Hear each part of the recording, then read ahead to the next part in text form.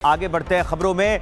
दिल्ली के लाल किला इलाके में हुए कार ब्लास्ट आईईडी ब्लास्ट की जांच एनआईए को बड़ी सफलता उसमें मिली है। एजेंसी ने कश्मीर निवासी आमिर राशिद अली को गिरफ्तार कर लिया है। आमिर ने आत्मघाती हमलावर के साथ मिलकर आतंकवादी साजिश को अंजाम दिया था। अब यह बात साफ हो गई।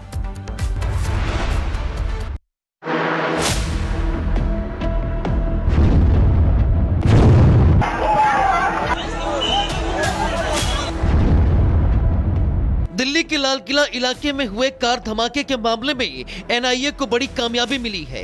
एजेंसी ने उस शख्स को गिरफ्तार किया है जिसने आत्मघाती हमलावर उमर के साथ मिलकर इस आतंकवादी साजिश को अंजाम दिया था। गिरफ्तार आरोपी का नाम आमिर राशिद अली है, जो कि जम्मू कश्मीर के सबूरा का रहने वाला है। धमाके में इस्तेमाल की गई कार आमिर के नाम पर ही रजिस्टर्ड थी। आपको बता दें कि एनआईए की टीम ने आमिर को राजधानी दिल्ली से गिरफ्तार किया है।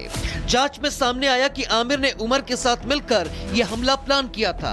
आमिर दिल्ली भी इसीलिए आया था ताकि उस कार को खरीदने में मदद कर सके, जिसे बाद में धमाके के लिए आईईडी के तौर पर इस्तेमाल किया गया। वहीं एनआईए ने उमर की एक और गाड़ी को जब्त किया है। अब उस गाड़ी की जांच भी की जा रही है ताकि और सबूत मिल सके। अब तक एजेंसी 73 गवाहों से पूछताछ कर चुकी है, जिनमें धमाके में घायल लोग भी शामिल हैं। Bureau report, Republic Bharat. Delhi में हुए धमाके के बाद से ही देश भर में अलर्ट है। वहीं उन लोगों की तलाश की जा रही है जो इस साजिश में शामिल थे। उन्हें पकड़ने के लिए देश भर में तलाशी अभियान चलाया जा रहा है। अब तक कई संदिग्धों को हिरासत में लिया जा चुका है। वहीं रविवार को भी जम्मू कश्मीर से 3 संदिग्ध गिरफ्तार किए गए हैं। लखनऊ में भी एटीएस ने बड़ी कार्रवाई की है। उसी पर रिपोर्ट।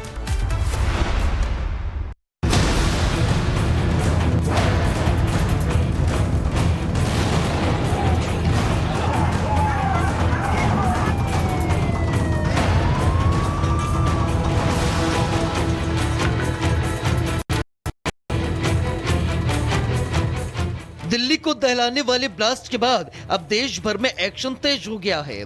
जांच एजेंसियां एक्टिव मोड में हैं और गिरफ्तारियों का सिलसिला लगातार जारी है। दिल्ली से शुरू हुई जांच ने अब कश्मीर से लेकर लखनऊ तक अपना दायरा बढ़ा दिया है। पुलिस और एसओजी की संयुक्त कार्रवाई में बड़ा शिकंजा कसा गया है। दरअसल जम्मू कश्मीर से 3 संदिग्ध गिरफ्तार किए गए हैं। यासिर अहमद कसाना, एजाज अहमद फामदा, शाहिद अहमद तेली। इन 3 शख्स को गिरफ्तार कर इनसे पूछताछ जारी है। एजेंसियों को शक है कि इनका ब्लास्ट की साजिश रचने से कनेक्शन हो सकता है। एक और जम्मू कश्मीर में एक्शन देखने को मिला तो उधर लखनऊ में भी एटीएस ने रविवार देर रात बड़ी कार्रवाई की और 2 संदिग्धों को हिरासत में लिया, जो आपस में भाई बहन बताए जा रहे हैं। दोनों लखनऊ के पारा इलाके के कुंदन विहार में रहते हैं। सूत्रों का दावा है कि इन दोनों का भी दिल्ली ब्लास्ट से सीधा कनेक्शन होने की संभावना है और इसी वजह से एटीएस की कई टीमें लगातार रेकी और तकनीकी जांच कर रही हैं। फिलहाल देश भर में हाई अलर्ट है। दिल्ली पुलिस, एटीएस और एसओजी की संयुक्त टीमें ब्लास्ट के मास्टरमाइंड तक पहुँचने के लिए लगातार ऑपरेशन चला रही है। Bureau report, Republic Bharat. Delhi blast को लेकर जांच एजेंसियों की कार्रवाई चल रही है, लेकिन सबसे बड़ा सवाल यह है कि इन आतंकियों को फंड कौन कर रहा था, कैसे कर रहा था। इसी बात का पता लगाने के लिए जांच एजेंसियां इस मामले की अब हवाला एंगल से जांच कर रही हैं। इसके अलावा जांच एजेंसियों को व्हाइट कॉलर डॉक्टरों के बैंक खातों से भी कुछ सुराग मिले हैं। उस पर एक रिपोर्ट।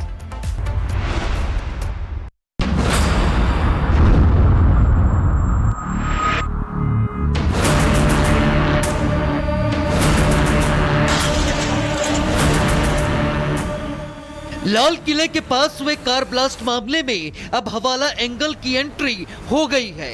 अल फलाह यूनिवर्सिटी से शुरू हुए व्हाइट कॉलर आतंकी मॉड्यूल में अब हवाला नेटवर्क का मामला सामने आ रहा है।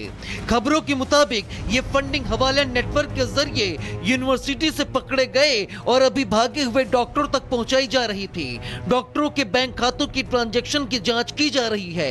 उनके खातों में बीते कुछ महीनों के दौरान हुए ट्रांजैक्शन को लगातार चेक किया जा रहा है। एजेंसियां एक खौफनाक साजिश में शामिल व्हाइट कॉलर आतंकी डॉक्टर उमर, मुजम्मिल और शाहीन के पैसों की जांच कर रही है। शुरुआती जांच में 20 लाख रुपए के सबूत मिले हैं। जांच एजेंसियों को यह शक है कि ये पैसे जैश के हैंडलर इन आतंकी डॉक्टरों तक पहुंचाते थे, जिसके लिए हवाला नेटवर्क का इस्तेमाल किया जाता था।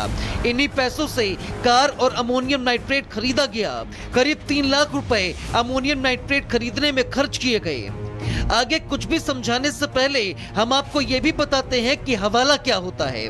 हवाला एक देश से दूसरे देश में गैर कानूनी तरीके से पैसे भेजने का तरीका है। इसमें कोई बैंक या सरकारी कागजात नहीं लगते। जिनको पैसे भेजने हैं वो हवाला एजेंट को पैसे देता है। इसके बाद एजेंट दूसरे देश में बैठे हवाला एजेंट से संपर्क करता है। पैसे लेने वाले की पहचान के लिए कोड या पासवर्ड बताता है, जिसके जरिए पैसे लेने वाले व्यक्ति को रकम मिलती है। अब दिल्ली ब्लास्ट मामले में हवाला एंगल के सामने आने के बाद जांच एजेंसियां और ज्यादा सतर्क हो गई हैं और व्हाइट कॉलर आतंकियों के बैंक अकाउंट्स की पूरी कुंडली खंगाली जा रही है। Bureau report, Republic Bharat. Delhi blast को लेकर जांच में जुटी एजेंसियों के हाथ आतंकी सैफुल्लाह का एक वीडियो लगा है। इस वीडियो में सैफुल्लाह भारत को गीदड़ भभकी देता हुआ दिख रहा है, लेकिन जब जांच एजेंसियों ने इस वीडियो में जुड़े दावों की पड़ताल की तो ये सामने आया कि कैसे जैश ए मोहम्मद और लश्कर ए तैयबा भारत के खिलाफ जॉइंट ऑपरेशन चला रहे थे। उसी पर रिपोर्ट।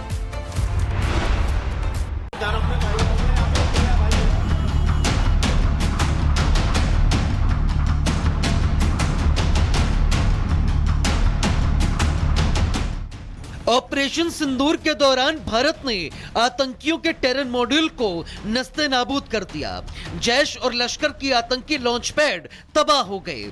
आतंकी मसूद के अपने मारे गए, जिसके बाद आतंक के आका मसूद और हाफिज कहीं बिल में जाकर छिप गए।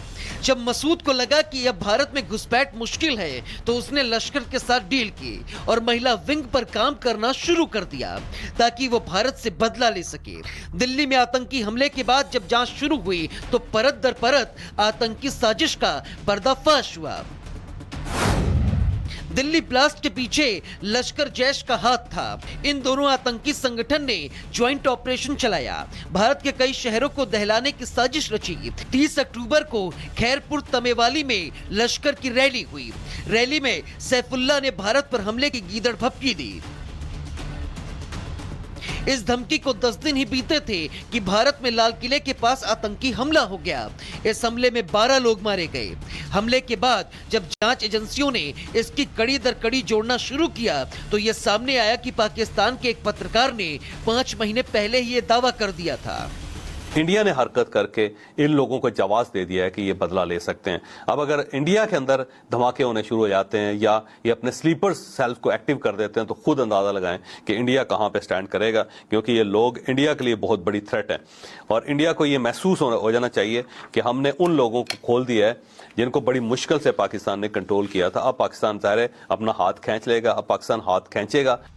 हैरानी की बात यह है कि यह वीडियो मई 2025 का है। ऑपरेशन सिंदूर के बाद ही आतंकियों ने अपनी इस योजना पर काम करना शुरू कर दिया था। बहरहाल दिल्ली धमाके के बाद भारतीय एजेंसियां डिजिटल सिग्नल, विस्फोटक सामग्री, कॉल रिकॉर्ड और सीमा पार से जुड़े लिंक की जांच कर रही हैं। Bureau report, Republic Bharat.